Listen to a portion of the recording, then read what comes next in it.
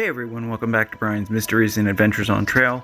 I hope everyone is doing well. In today's video, we're going to be discussing many things. We're going to be discussing how the New York Post and some other media were able to finally get under the Freedom of Information Act the exact number, at least what the National Park Service has disclosed from between 2016 and early 2023. What we're going to do in today's video is we're going to cover several of those cases, some of which I've already covered on my channel, but I know a lot of you are always looking for updates, so we're going to talk about those. Also, some other cases that I haven't covered, give you some more information about some of those, and then go into a lot more details on other cases. Before we get started, I just wanted to say that I know Mr. Paulides, David Paulides, in his 411 series has fought very hard to try and get this information. If he has already gotten it, I'm not aware. I don't really follow his channel, or I haven't read any of his books. I've really only watched one of his small videos on YouTube and another on Prime. I just wanted to say that the sources that I got were from various media outlets, including the New York Post, which I'll have in the description.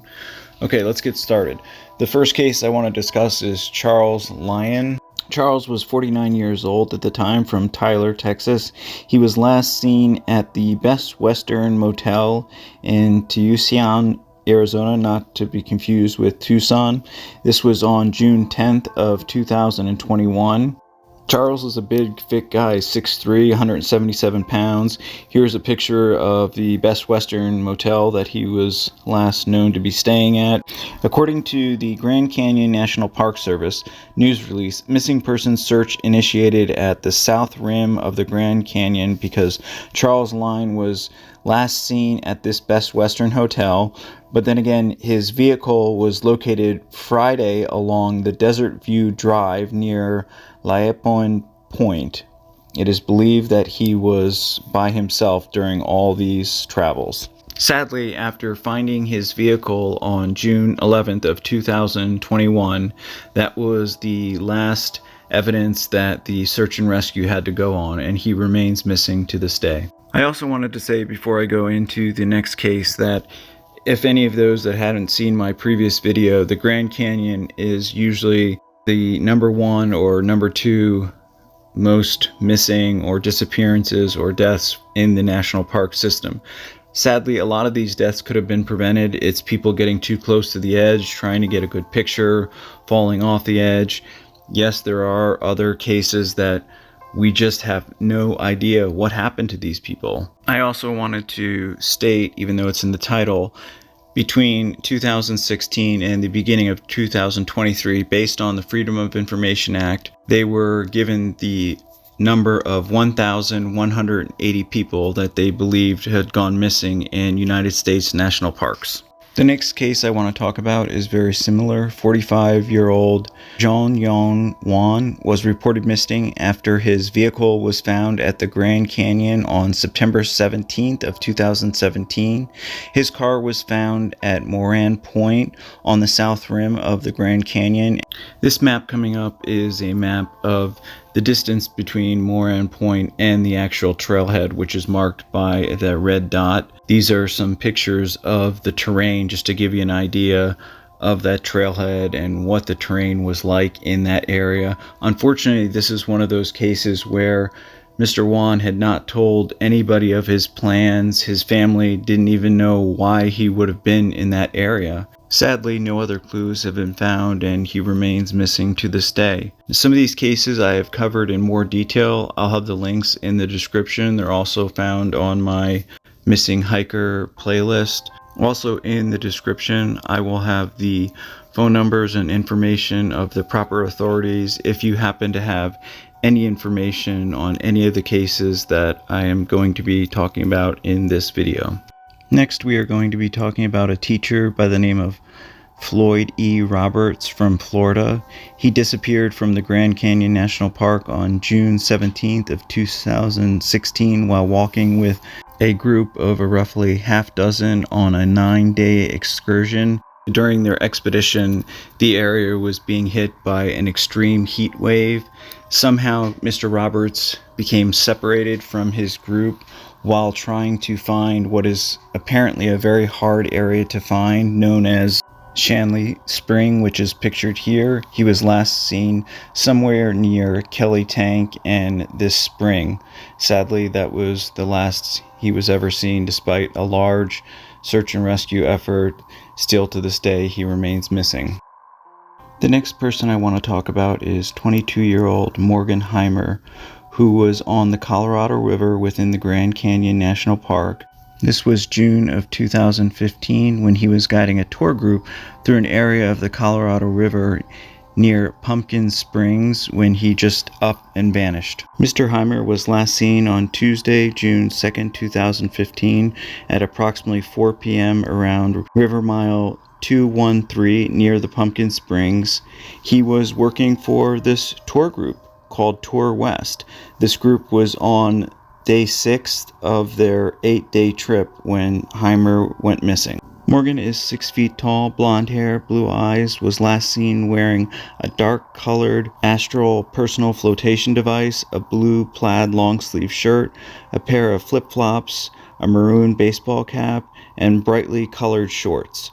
Morgan was also carrying a purple water bottle with him when he was last seen. At the time, according to the other people in his group, he was, quote, helping clients to jump off a low cliff into the water in the very minutes prior to him disappearing. Despite a massive search that included both aerial, ground, they had boats in the water, everything that they could think of for several weeks, sadly, there were no other clues to give them any indication of what might have happened to Mr. Heimer. This is still an open investigation. I'll have the tip line in the description, of course, but sadly, it is like he just disappeared into thin air in front of all these other people. And these are the type of cases that no one, especially myself and other people that investigate these cases, just don't understand how this happens. The only information we have is that the last client had completed the activity with Morgan and the lead guide had switched positions with him.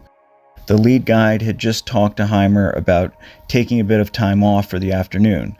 The lead guide then walked away from the cliff to talk to another client. When the lead guide turned around, Morgan was gone.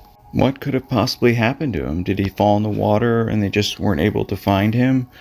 It's just a mystery, and of course, as always, I'd love to hear all your thoughts and opinions. This next highly unusual disappearance takes us up to Glacier National Park in July of 2020. We're going to be talking about Barry Joel Trajan. He was 68 years old at the time of his disappearance. Unfortunately, the search and rescue efforts didn't get started until almost 4 days after he went missing, when they discovered his vehicle was still parked near this lake pictured here. A massive search began for Mr. Trajan. Officials from Glacier National Park, they had people from the FBI, local search and rescue teams, including 2 Bear Air rescue teams, which I've talked about in the past. Despite all this, no clues were found until August of that year, 2020, when sunglasses that they believed were found right next to this Cantala Lake. So they brought in search dogs. The search dogs seemed to keep circling this one point on the shore of the lake, so they brought in this special remote-operated underwater vehicle to possibly look for him, thinking that he might have drowned. In addition to this, they also had various helicopters, various other above-water resources like boats, dive teams. Even with all this, they found nothing. Barry is a white male. He's described as 5 foot 10 inches tall, approximately 220 pounds, with gray hair and hazel eyes. He is from Columbia Falls, Montana, and was last seen in the North Fork area of Glacier National Park, Montana. If anyone has any information or happened to be in that part of Glacier National Park during that time, I'll have the tip line and the sources to contact in the description. Now we're going to be talking about a gentleman by the name of James Pruitt, who on February 28th of 2019 drove 1,400 miles from his town in Tennessee to Rocky Mountain National Park. We do know that from what the families told the rangers that they did not know where within the national park that he had planned to hike, and they said that they had not heard from him since 10 a.m. on February 28th. They also said that they did not believe he was planning on camping overnight in the park. What we do know is that he parked his car in the Glacier Gorge parking lot, took his Nikon 900 camera, his orange beanie, and went off for his hike around 10 a.m. This is according to the National Park Service cold cases. This is a picture of that trailhead. Now, on March 3rd of that year, 2019, the park rangers found that the vehicle had not been touched. It was in the same area. There were no signs of Mr. Pruitt. The rangers contacted the family, who then told them all this information. They also said that they had not heard from him for several days. And the worst thing was that Mr. Pruitt had no intentions of staying there, so he had no way of communicating with the family. He did not have a SATCOM device. Supposedly he drove this 1,400 miles just for a day hike, which to me is a little odd, but a lot of these cases are. Also, to the detriment of this case, by the time the searches actually got started, it had been 3 days and over 2 feet of new snow had fallen in the area where he was, the Glacier Gorge area. Any, physical evidence that he might have left behind were most likely covered by the snow. Despite this, they had numerous search and rescue teams on the ground, ski patrol, helicopters, search dogs. They scoured a 15-mile radius of this very heavily forested area. They even checked the drainage system, nearby trails. They were often walking in near chest-deep snow. Around March 11th, just due to the extreme weather conditions, they had to scale back the search, but they did continue through the summer and fall of that year. Unfortunately, with all those extra and continued efforts, James Pruitt still remains missing to this day.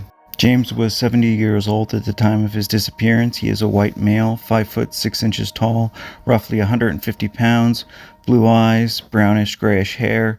He was believed to have been wearing a dark blue jacket with the orange beanie, blue jeans, and he was possibly carrying the small Nikon camera bag. This last case, we're going to be talking about John Squires. He was last seen rafting on the American Creek, which is located in Katmai National Park, on June 20th of 2018. This is John right here. Now, Katmai National Park was unfortunately given a lot of, I guess you'd say, notorious fame when Timothy Treadwell was out there doing his things with the bears and was eventually killed because he got too close to the grizzly bears, and him and his girlfriend were sadly both killed by this one grizzly bear. John was there. He was on a raft. He was apparently hit by a sweeper, most likely a large floating tree limb, throwing him and the other occupants that were on this raft into this creek, which at the time was very, very fast. He was last seen swimming downriver, attempting to reach the shoreline. He was believed to be wearing a brown down vest, gray Patagonia waders, river sandals.